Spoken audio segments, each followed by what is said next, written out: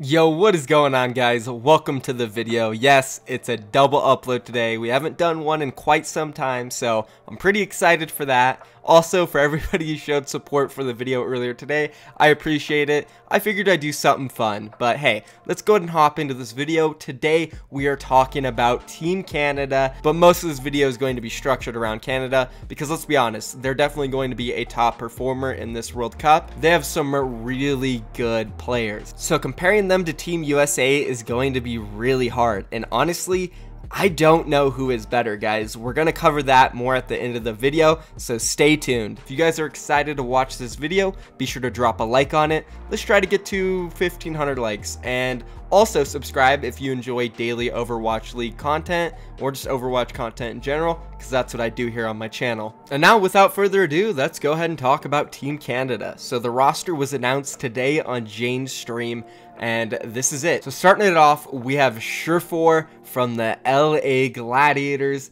Then we have Agilities from the LA Valiant. And just before we get any further, these two are going to be the superstars of this team. I would be absolutely shocked if these two are not the starting DPS players for this roster. Surefour can play that Tracer, he can play that hit scan. Agilities, he has all the projectile covered. Surefour has Widowmaker covered. Like, they're a perfect combination. Honestly, I would love to see Agilities and Surefour team up in the Overwatch League. I know Hydration is amazing, Soon is amazing, but these two together, they're even both from Alberta. Like, I don't know, man, it's like a magic duo. They are going to tear up the World Cup stage 100%.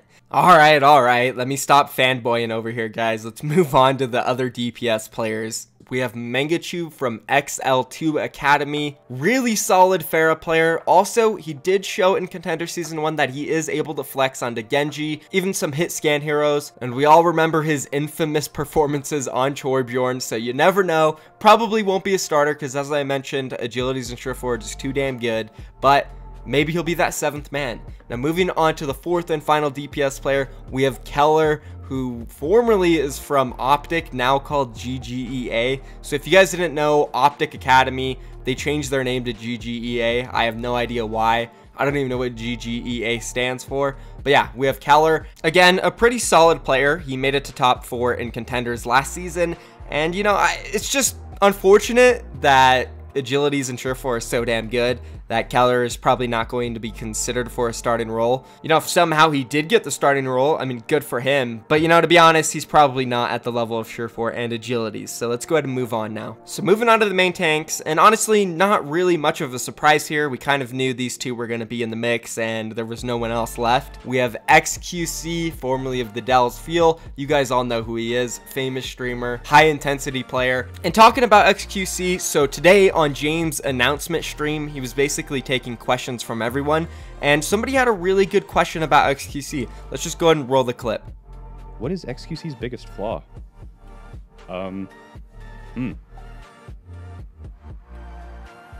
He wants to do too much.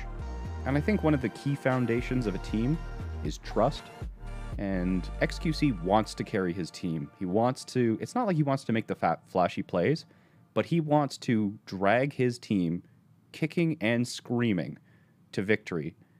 And I think once we instill the trust in the team as a whole, that XQC can trust the rest of the players on the team to help him win the game, I think we'll be in a great place. But right now, he really wants to do everything. And by God, he almost does it. That's some pretty good insight, and it's coming from somebody who definitely has a good idea of what type of person XQC is, because I mean, he has watched him throughout the whole trial process. And the second main tank of the roster is going to be Shane. Now, we've seen Shane in the tryouts. He did pretty good, even though when I was watching, he was kind of on the team that was getting destroyed. I think he put up a pretty good performance. He also played for Kungarna, my team, when they went for a trials run, I'd say 4 months ago. It wasn't a long Kungarna team, it was just a roster we had for about a month or so. He was pretty decent.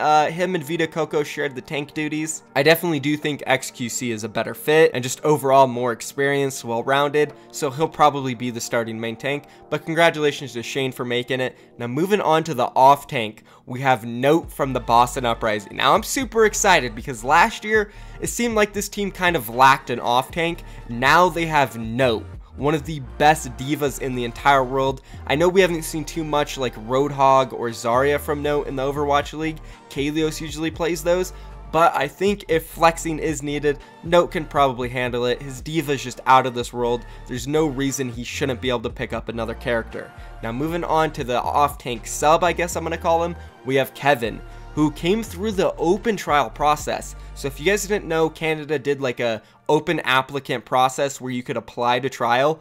And he got selected and he played with all the other open trials. He made it past them, and then he had to play with all these pro players, and he made it to the final 12. So congratulations to Kevin. That's huge, man, for just being a ladder player, no experience. This is huge for him. He can possibly get trials for contenders teams now, and you never know, this could be the start of his career. Now moving on to the support players for Team Canada, we have Bonnie from the Houston Outlaws. Very solid support here. He probably didn't have too much competition. The second guy is Joe Meister from the Philadelphia Fusion. Again, another guy, probably an easy shoe-in. I can't think of really any main supports from Canada besides these two. I'm sure there's some out there, I just haven't heard of them, but these are pretty much two easy picks. Bonnie will probably get that starting position just because he's been more active in playing. You never know though, maybe Joe Meister is really good and just Neptuno is an absolute god, so he doesn't get playtime on Philly. Who knows? But that's my prediction. I think Bonnie will get the starting spot. Moving on to the flex supports, we have Crimzo, another contenders player, and he comes from Team Envy, which used to be Envision. If you guys didn't know, they were picked up by Team Envious, and he's the second player from Team Envy making a World Cup roster, him and McGravy. That's pretty big for Team Envy. I actually personally played with Crimzo on a version of Kangana for about a month. He's pretty damn good, man. I think he definitely deserves to be here, so shout out to him. And moving on to the very last player of this entire roster, we have Rolf from the LA Gladiators Legion. He plays for their contenders roster. Pretty solid player. He was on the team last year, and I definitely think it'll be interesting seeing who is going to start between him and Crimzo. They're both damn good. Crimzo did make it further in contenders last season. I don't know if that has much to do with anything, but hey, we'll just have to see, guys. And that's the full roster. These guys are pretty damn good. Now, I wouldn't say they're as good as Team USA. They're pretty stacked. Obviously, neither USA or Canada is as close to being as good as Korea, but they're both pretty damn good if you take Korea out of the equation and could win the whole thing. Obviously, they have two huge superstar DPS players in Surefour and Agilities, and they possibly could carry this team pretty deep. Actually, I don't know, now that I think about this, because I forgot Note was on this team. Surefour, Agilities, Note, XQC, Bonnie, and Crimzo or Rolf. That's pretty good, actually. Now that I think about it, these guys are, oh man.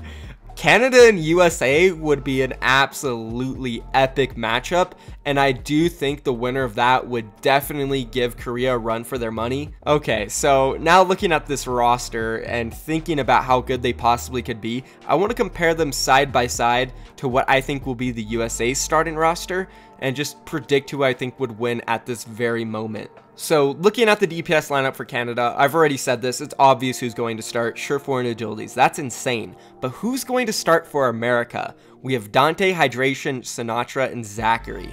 So we need a Widowmaker. That is probably going to be Zachary, could be Sinatra. Then between Dante and Hydration, we'll probably say Hydration just because he's a little bit more flexible and probably overall just better at projectile. So let's just go ahead and say probably Sinatra and Hydration are going to start. Who's better? Them or Agilities and Surefour? I think Agilities and Surefour went out on this one, guys. They're just more well-rounded. I said this in one of my videos at the end of the Overwatch League. Agilities and Hydration were definitely the two biggest rising stars in the Overwatch League when it came to projectile.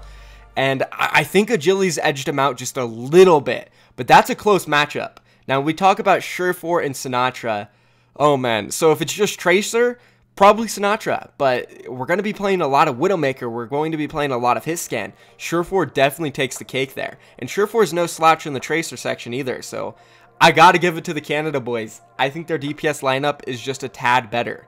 Now let's move on to the main tanks. We have Muma and Super versus XQC and Shane. Now this is fairly easy for me. Even when XQC was in the Overwatch League, I think Muma was a little bit better than him. And the fact that XQC has just not played professionally in a while and Muma played the entire season, I'm going to give this one easily over to Muma and Super. Now let's talk a little bit about supports. We have Sleepy, Raucous, Elk, and Moth. I think Sleepy and Moth probably start here. They have the best synergy out of everybody, and I think if you compare that to anybody that Canada can put together, whether it's Bonnie and Crimzo, Bonnie Rolf, Joe, Crimzo, doesn't matter. I think Sleepy and Moth will have the advantage there. They just have that previous synergy, and honestly, that means a ton. These guys have been in a professional atmosphere for, what, 3 months now? Practicing side by side on how to work together. They have to start. There's no way in my mind that they don't, and that topples, again, anything that Canada can put together. So I got to give the support edge over to USA. Now I saved the hardest and best for last, guys. Note versus Space. Oh my gosh. This is a hard one. That's a toss-up, man. At certain points, Note was the best diva in the league, and then at other points, Space was the best diva in the league. And I think Space is probably a more well-rounded off tank. But Note was so good at diva at one point, and I don't know, Boston fell off kind of. You got to give it to Space just because LA Valiant was performing a little bit better. Well, it's not even a little bit better. Valiant was performing amazingly once he joined the team. Oh, but Boston also had a 10-0 run. But LA Valiant actually didn't go 10-0. They only went 9-1. Damn, I don't know. I'm at a crossroads here when it comes to Note and Space, guys. It really just probably depends on the day, whoever is better. We'll just go ahead and call it a draw there. So DPS-wise, Canada won. Tank-wise, America won. Off-tank wise, give them both a point. We're tied at 2, and then support breaks the tie, and we give it to USA. So 3-2 in favor of the roles. I don't even know if this means anything, guys. I'm just going on and on talking about these two rosters. I think just at the end of the day, if Canada and USA run into each other in the World Cup, it is going to be one hell of a match. I'm talking Game 5. Very last team fight decides who wins and moves on. Obviously, they probably won't beat Korea, but they'll give them a run for their money. And that's pretty much it for this roster, guys. Let me know what you guys think down below. Is USA better than Canada? Is Canada better than USA? I really can't decide. I do think USA might have a little bit of an edge. Maybe we start talking about coaching staff. Aero, probably a better coach than Jane. You know, Jane doesn't really have that much experience. Sure, he's a great streamer and he gives really good insight. But you compare that to a guy who actually turned a failing franchise around in the Overwatch League. I think they definitely have the advantage when it comes to coaching. So yeah, that's pretty much it, guys. Thank you for watching the video. If you enjoyed it, be sure to drop a like down below, subscribe for more daily content, and I'm out of here, guys. Peace.